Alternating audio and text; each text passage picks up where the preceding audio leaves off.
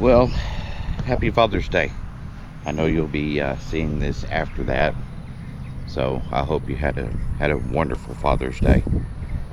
To all of you fathers out there, and not just fathers, but those that have been mentors uh, to young people throughout their lives, happy day to you too. So it has been challenging for the last several days in that the rain just keeps coming and keeps coming and keeps coming. It's made it very difficult to get really much of anything done, and so you feel like you're playing catch up all the time, but you never get caught up. So last night we had another big bunch of rain move through. Didn't get much of anything done out here, so I've got water tanks to fill, hay to move. I don't know if it's going to work or not, but we need to get one of these pens sorted, separated, moved out, and moved off on pasture. But I don't know if the weather's going to cooperate. I mean, the working system's in the barn, but it's kind of difficult to move them in the rain. Well, if you watched our last video, I had quite an issue getting this bush hog to function properly.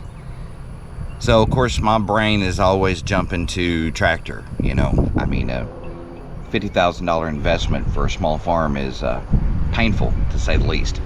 So my wife, in her infinite wisdom, said, well, did you check to see if there was something wrapped around the bush hog that was causing it to, you know, kick off, you know what I'm saying, like a safety?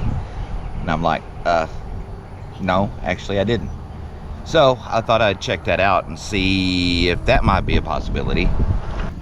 If there's anything wrapped around the spindle, nothing moves pretty freely. I need to sharpen them again. Yeah, but outside of that, I don't see anything.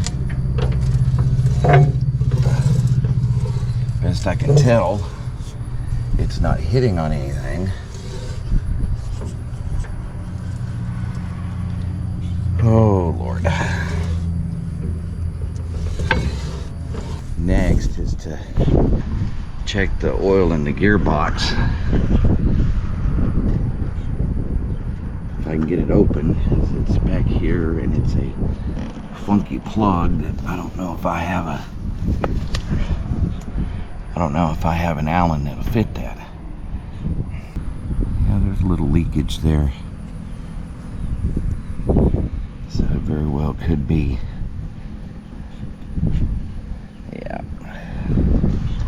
Yeah.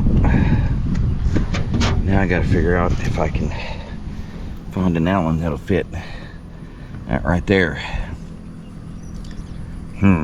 Alright. I'm gonna go get a hay bale and get it moved up here where it'll be closer to move onto the hay table when it's time. And then I'm going to close all this up, and I'm going to let the wean mamas over here out on this field.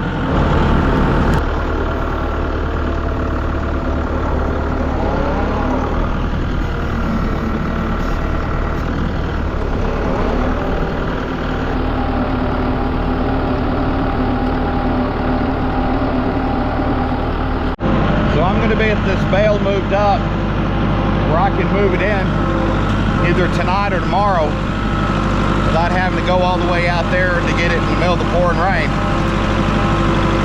I'm going to close this gate, and then I'm opening this field up back here to the breeders.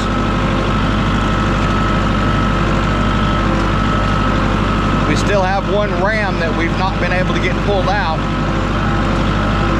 but hopefully we can get him out soon. So this gate closed, and this gate's a pain to close.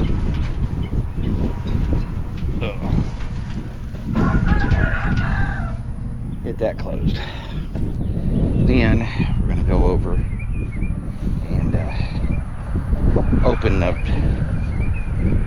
from that field to this one. Now, you can considering they're on the other pasture over there, it may not be the stampede that it normally is. Sorghum that we planted didn't do quite as good on this field as it did on the other. There's some spots, but it's not near what it was over on the other field.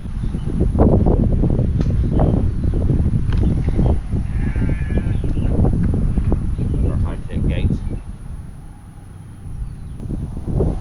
Come on! Puppy!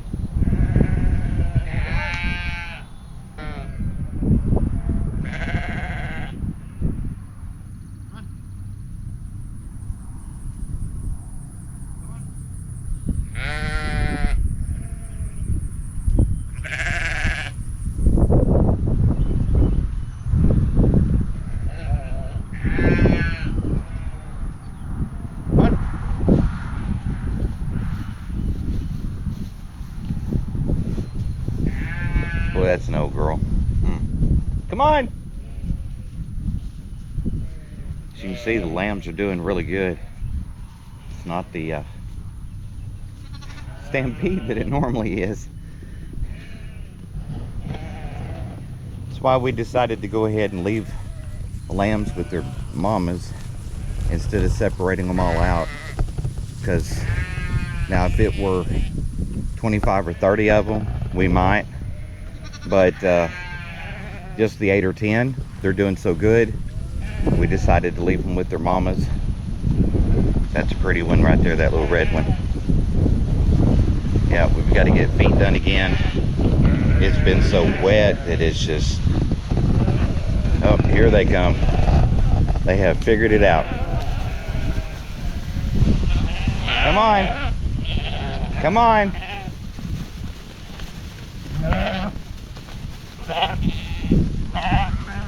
Come on, girl. Yeah, we gotta get your feet done for sure.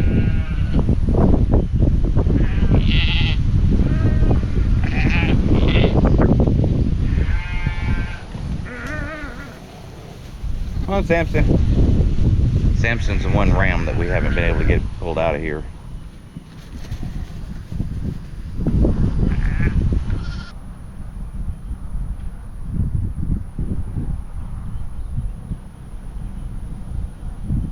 There's our Muffy there, up there. I was just concerned because I didn't see her. Usually she will stop and at least give you a nose boot and say hello. But she was ready to move. She said, oh, that grass looks good. That grass looks good. Hey, baby. Your mama's here. Your mama's just eating, okay? 5, 6, 7, 8, 9. Yeah. 9 babies. We did lose one. Not exactly sure what happened, but we did lose one. It was about a day or two old when we lost it. Still no real explanation for that one. That was kind of a shock. But they're doing well, and they're going to enjoy this pasture for a while. Hopefully that will give me an opportunity to get the tractor and bush hog working like it should, and get out there on the field they were on. What they've not ate in the time they've been out there, which is a lot longer than it should have been, they're not going to. Sit you down right there for a second. Bring the cows around, let them graze it, but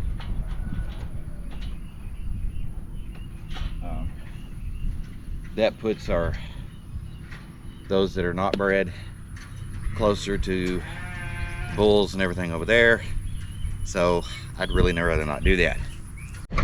Didn't get a chance last night to fill up the cows' water tanks, so I'm gonna do that today. They're holed up down there at the creek in the shade, just hollering at me. Except Roxy. Roxy's white. You can see her right there. Sun don't bother her as bad as it does the others, because they're all black or red. So sun's a much bigger issue for them. To make sure I brought this short tank for the calves. You know, they get spoiled, they get used to things. And now there's a couple of calves that think that short tank's the only thing they can drink out of. So that's why we had such a race up the lane yesterday, because they were just trying to get to that short tub. So I had to show them that there was water here that they could reach, and then they were fine. But I'm going to go ahead and bring it down today.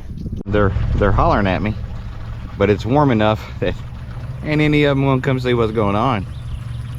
I said, no, it ain't feeding time, and he ain't going nowhere close to those feed troughs, so I ain't worried about you. We do have one heifer calf on this place that unfortunately is convinced that we should not have an issue with her just helping herself to any field she feels fit. And she's fixing to wear out my patience. I wouldn't mind keeping her, but she's also extremely knot-headed, just like her mama was at that age. Very determined. Well, we have decided, since we have rain moving in again, that basically we're going to pull the mamas out of the wean pen, the pen that needs to be weaned.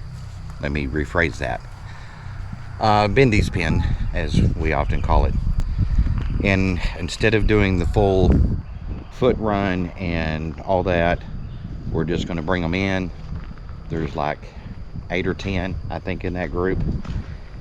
We will worm as necessary, and then we'll just take them out on pasture, because we will have to go through and foot trim all these girls that are already on pasture, just because of how wet that it's been over the last 3 months. Yeah, so we're gonna have to do them again anyway, so we'll just bring mamas over on the pasture and do them all together over there. Why are you over here? Aren't you supposed to be over there? Huh? Why are you over here?